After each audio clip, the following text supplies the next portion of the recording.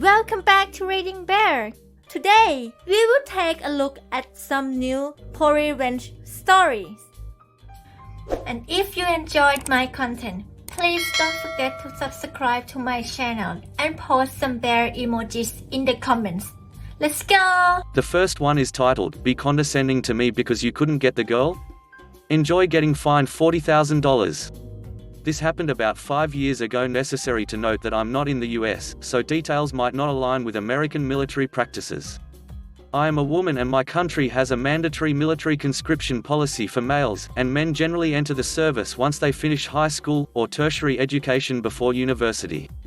Long story ahead, buckle in. A bit of background: I was 19, in university, and just started dating an old friend, 18, who was also studying in a different school. She was a passionate cheerleader, with practices 2 or 3 times a week, so I would head down, have dinner with her before practice, wait for a couple of hours, then send her home after practice. Before we got together, she had a thing with a senior in her cheerleading squad, but they never officially dated, and things ended a couple of months before we started seeing each other. One day when I was walking into her school, that senior, let's call him Chad, was coincidentally walking out. We made eye contact, and he looked at me from head to toe with a condescending smirk, before walking away. Now, this was the last straw. I had put up with derogatory, homophobic comments that he had made before, behind my back, and attempts on his part to discredit me and ruin my relationship, including constantly asking out my girlfriend after we started dating. So all the pent-up frustration came to a head with this, and I related everything to a good friend, let's call him Dan, who was barely 6 months into his military service in the Regimentation and Discipline Department, bringing cases against people who broke military law. I mentioned that Chad was probably finishing up his military service, being 2 years older than us. Dan, the good friend that he is, originally offered to check Chad's platoon to see if he broke any minor rules that could have resulted in a stay in the detention barracks (DB) for a few days. I would have been satisfied with that bit of petty revenge, since I wasn't thinking all that far. But by a stroke of good luck, I mentioned Chad's Instagram handle, which had a racial slur in it, and Dan immediately picked up on it, stating that it would result in a 14-day stay in DB. My brain immediately went into overdrive. See, when I hung around the cheer squad, I picked up plenty of things, but just filed it away in my brain. One, for example, was the fact that Chad was originally posted to a prestigious, grueling unit in the Army, somewhat similar to the US Rangers, but dropped out halfway for an unknown reason. I mentioned it to Dan, and Dan pulled up Chad's medical file. Dan couldn't tell me the exact reason for Chad's medical downgrade, but cryptically confirmed it was due to a physical joint injury and a mental condition. Thus began my 4-month collation of evidence for Dan. I took screenshots of every Instagram post that showed Chad competing in cheerleading competitions, quite physically demanding on the joint he claimed was injured after he enlisted, drinking at parties and clubbing, stuff that could prove he was physically and mentally fit. On Dan's side, he was actively bringing the case against Chad. It got to the point where the amount of charges totaled up to about 15 months worth of detention, and a board of inquiry was convened because higher-ups wanted to track down how exactly Chad had managed to do everything. Eventually Chad caught on to the fact that something was happening, might have been the extra medical examinations he was now required to go to, and started deleting his Instagram posts and locked his account, but I already had all the evidence. The case was brought against Chad in military court, and he was given 2 options. Either he would have to re-serve his 2 years in the military, possibly deployed to a different country where it would have been more strict, or he could cough up $40,000 to settle. He ended up paying the fine. I would have preferred to see him re-serve and put his life on hold for an additional 2 years, but in the grand scheme of things, I got way more than what I originally wanted, a few days in detention, so I was happy with how this played out. The last one is titled, "Fiancé Cheats and Deals the Ultimate Form of Ghosting." I thought I had met the perfect woman. We met in the last year of college. We met at a party and hit it off instantly. She was a beautiful blonde with sun-kissed skin, and she could have been a model. Think Kate Upton type figure. She was kind, compassionate, sympathetic, a good listener, and had an active life with many friends. She liked my friends, and it was awesome over the 3 years we knew each other in how our friend groups merged. Several of our friends began dating each other. It was some of the best times of my life. I was on for a postgrad in finance, and she had a degree in contractual law. This is just to say we ended up being successful in our own rights. But I'm no slouch in the looks department either. I'm 5'11", 190 pounds, and liked the gym. I wasn't a super athlete, but let's just say I was built. But am very shy and didn't have a lot of prior relationships prior to meeting her. The first evening we met, we were smitten. The first night, we talked all night. Then it went to texting, phone calls daily. Then dates weekly. Then after a year, when I started working my new job, she moved in. I loved her family, and her family loved me, mostly her mother, as her father was standoffish, as he was to everyone. It was a whirlwind romance. After 2.5 blissful years of overseas vacations, hiking trips, and luxury vacations, I proposed to her. She said yes. I was over the moon. She was doing all the planning for the wedding. We were talking about our futures together, buying a house, children, and family trips that we were going to take together, and all such things like that. Then it happened. One evening after we both get home to our apartment, she is a little distant. I think I noticed it right away, as we were always very affectionate towards each other. This would only happen about once a week for the first month after the proposal, then it was more frequent. I would have been none the wiser, except that I used to listen to a lot of Reddit on YouTube. So, I waited and observed. These bouts of ignoring me would only last a couple of hours, then she would be right back to normal. But after 6 months, wedding in a year, she was like this almost every night. Sex was still great. Relationship with her parents still great, but over Thanksgiving at her parents' home in Louisville, Kentucky, we lived just north of DC, she was standoffish towards me in front of her mother. Now, her mother was a very observant woman. She pulled her daughter aside to talk to her, and I could hear them arguing. After some heated but muffled words, they returned to the rest of the family and carried on like nothing was going on. I figured I could ask her about it later, and did. She was not willing to talk about it and asked me to wait until we were home to discuss it. I agreed, as I loved her deeply and thought we could work through anything. Her mother was an older version of her, same stunning looks, just a few grays in her long thick blonde hair. This is important later. Back home, I asked her about it, and she was unwilling to discuss it. When pressed on it for a week, she finally confessed that a guy at her work was trying to get to know her better.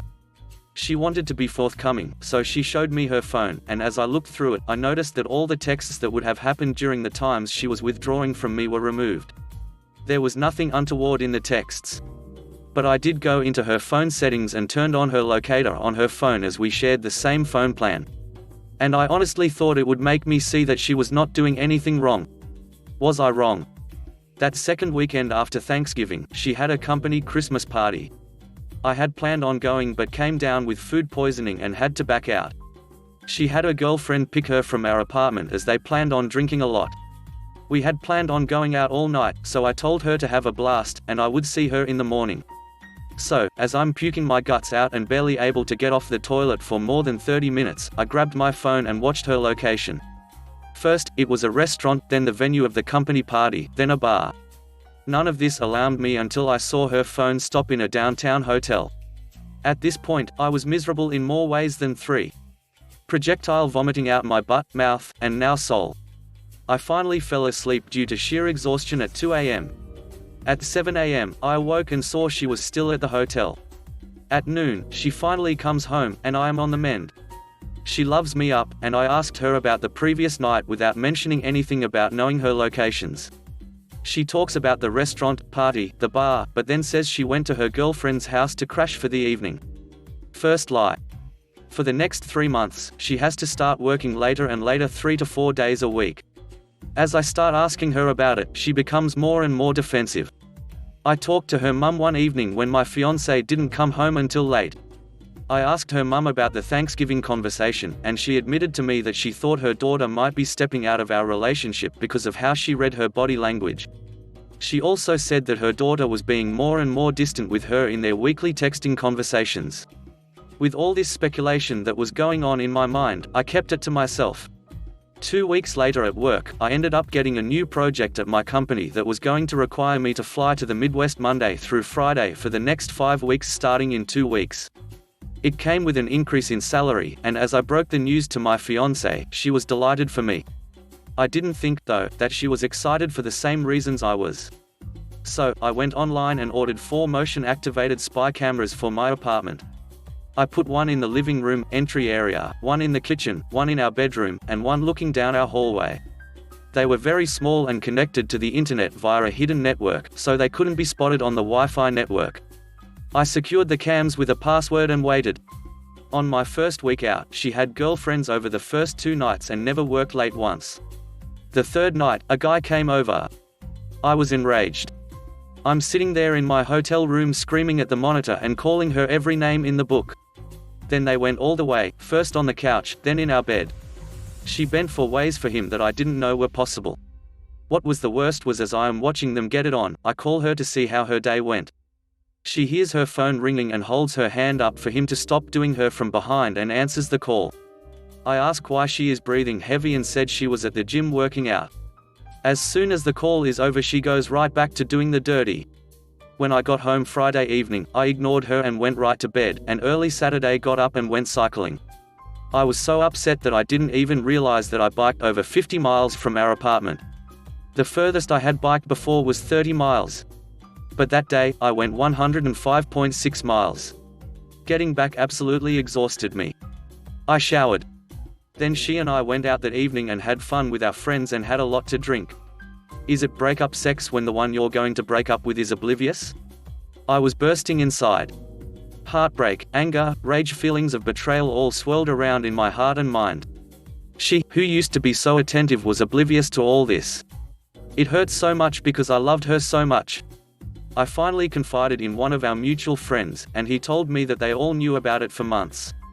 I was finally told. They all felt sorry for me, but no one again said a damn thing to me, which is why they stopped inviting us out with them. I hadn't noticed it before, but I could look back and see that about 3 months prior they gradually invited us, me less and less. So, I figured I would try and win her back.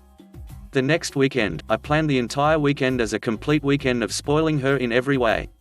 Wined and dined, pampering, massages, rubs, and talking to her about future plans and about how much I loved her. I knew I was starting to break through when after her 4th glass of wine, she started to cry, and I could tell the guilt was coming up to the surface. I asked her what was wrong, but she would choke up every time she tried to speak. I then told her that if she did something in her past or was having some kind of conflict in her mind that she needed to speak to me about, that I was more than willing to talk with her about it, and if forgiveness was needed, then I was more than willing to forgive and move on. The only words that came out of her mouth in her was how much she loved me. It actually hurt to hear that from her, as I now had 4 separate videos of her and the other guy in our apartment getting it on. Over the next 8 weeks of traveling to the Midwest, the trips lasted for what would be 10 weeks, I recorded over 41 hours of her having sex with what I found out was her co-worker. She never worked late once while I was gone. I tried every weekend to be extra attentive, and each week she got more and more distant. After watching this for 8 weeks, I was done, so I devised a 12-step getaway plan. 1. Gather evidence. 2. Get her out of the way. In order to execute my plan, I scheduled a 2-week exclusive getaway trip for us at an all-inclusive resort Barbados. She was ecstatic. Then a week before the trip, I claimed I had to back out and told her to take a friend. I knew it was over when she showed no disappointment that I couldn't go. She scheduled her coworker to go with her. 3. Terminate our apartment lease. It would expire 3 days into her trip, and I was the sole signature on the lease. 4. Find a job in another town. The company I had been assisting in the Midwest had offered me a job with a slight increase in salary. 5. Find a new place to live. I got an apartment in the above said location. When she is gone, perform the following. 6. Take her to the airport, go back home, and pack all her things, same day. 7. Get a new phone number, phone, email. Cancel all social media. Saturday. 8. Separate us completely in regard to finances. Withdrew all monies from our joint accounts and then closed them. I put all her money in an envelope and packed it in her things. Monday. 9. Have the movers pack all my things up and ship it west. Monday. 10. Take all her things to her mother's house 600 miles away. All my fiancé's belongings fit into the back and bed of my F-250 crew cab. Monday. 11. Give her mother the evidence. Tuesday through Saturday. 12. Start my new life. I didn't want to do anything that was illegal, so I made sure that nothing of hers was missing. It was so hard to pack all her stuff nice and neatly away. I never cried so hard in my life. I have read so many times on Reddit about significant others saying they will never do it again when caught, but they don't stop. My hope was that she would genuinely confess, so we could forgive and move on. She never did. Twice, she came really close, but her secret was too hard for her to reveal. Tuesday morning, I left our apartment north of DC for the last time. It took 10 hours to get to her mum's house. What happened when I got there, I was not prepared for. I arrived at her mum's house at around 8 in the evening. I figured she would be surprised to see me since I was coming down unannounced. Since they lived in a gated community, I had to buzz her house from the front gate, so she was waiting for me outside when I drove up. I could tell that she had been crying when I walked up to see her. I asked her what was wrong, and she hugged me, bawling that she thought her husband was cheating on her with a much younger, skinnier, and prettier woman. Dumbfounded, I just held her for what was probably 10 minutes. She soaked my right shoulder with her tears and snot. When she finally composed herself, I asked if we could go in and talk. We went in, and I asked where her husband was, and she indicated that he said he was going fishing with his buddies at a remote cabin an hour away. Then she said, he hates fishing. She gave me all the indications that she had picked up on, and apparently, it had been going on for about a year. So, doing a little bit of research, we found a credit card hold charge for a 5-star hotel that was only 20 minutes away. On call later, we confirmed her husband was, in fact, there for a 4-night stay cheating with his mistress. 2 peas in a pod, I said. What? She responded. 2 peas in a pod, I said again. Your husband is cheating on you, and your daughter is cheating on me. That's why I came here to drop her stuff off and move to X. I showed her the evidence in a binder on screen captures I had made. After looking at the first 3 or 4 pages, she looked at me dumbfounded. We both hugged and cried for a good 30 minutes. At that point, she said stop crying and looked at me and said, well, tonight there is nothing we can do about it except for you and I to knock out these 3 bottles of Moscato and duck in every room of the house. She grabbed 2 wine glasses and a bottle of Moscato wine and walked out to their private pool deck saying, are you coming out here, or are you going to get ducking revenge? Now I won't go into much detail, but that night and for the next 3 days, we fucked non-stop. I put myself in every hole her beautiful body could offer. After those days were over, we passionately said goodbye, and I drove to my new destination. She kept me informed as to everything that happened when now ex-fiancé got back. The day fiancé got back was epic. I cancelled my phone the morning of the day she got back. So, when the plane landed, and she called for a ride, it indicated the phone was disconnected. She apparently had her lover take her home. He dropped her off and left. When she came to the door, a strange couple, new tenants, answered the door, and she freaked out.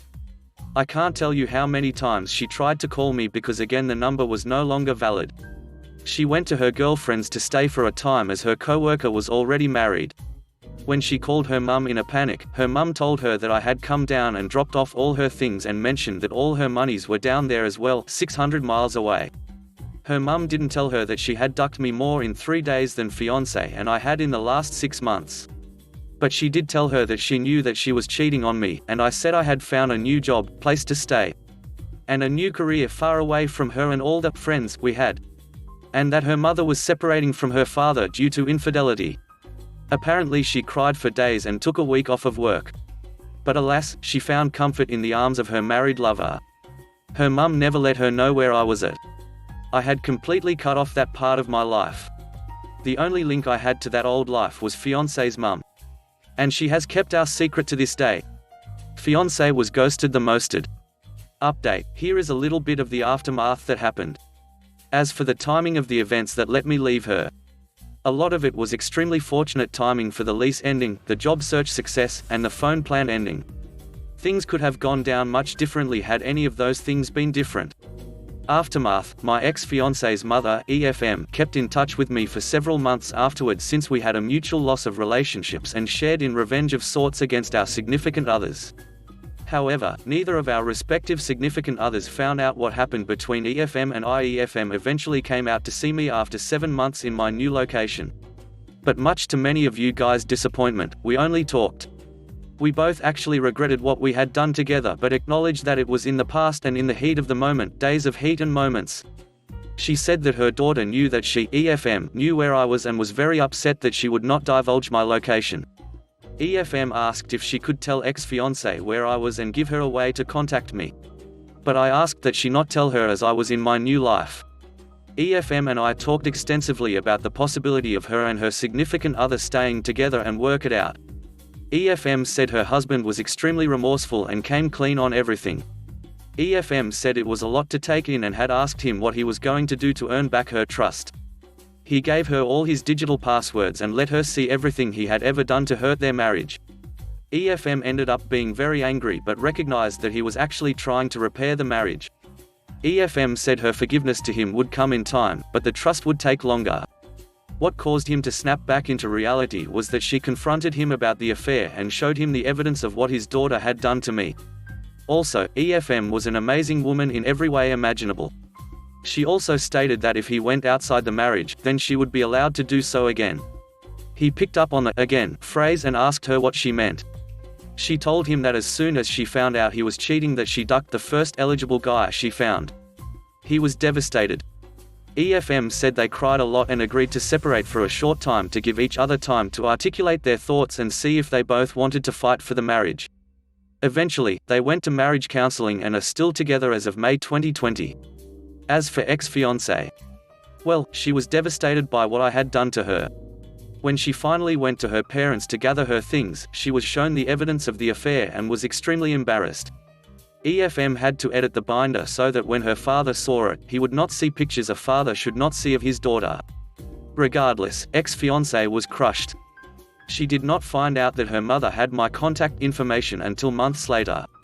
My ex begged her mother for my information, and it put quite the strain on their relationship, but her mother also told her that if she had tried to find and/or contact me that all the evidence would be released forever on the internet by me. This insistence of ex-fiancé to divulge my information is what prompted her to come and see me. She was also upset about her parents having trouble in their marriage. According to EFM, my ex-fiancé was depressed for several months and sought counseling. She had immediately broke off the affair with her coworker once she returned from her parents' place in Louisville, Kentucky, and looked to find a new place of employment. Recently, December 2019, I found out that she was married and has 2 beautiful twin daughters with a stand-up guy and still lives in the DC area, according to EFM. She now worked from home and was loving her new life. I'm glad that she was able to right her foundering ship and have a happy start in life again. I recently destroyed all the incriminating evidence I had on my ex-fiancé as I didn't want to be that guy who would hold her hostage for the rest of her life. I did ask EFM to let my ex-fiancé know this. If I had been on the potential receiving end of that information bomb, then it would have caused me many sleepless nights. As for myself, well, let's just say I am satisfied with my current life. EFM and I talk every few months initially, but now we talk once, maybe twice a year. Usually, it's a short note updating each other on life's little changes. The only question that remains unanswered for me is that if EFM and her husband were able to repair their marriage, would it have been possible for ex-fiancé and I to have repaired ours? But I never gave it the chance. One can only speculate. Our lives are on vastly different planes now. Thanks for listening.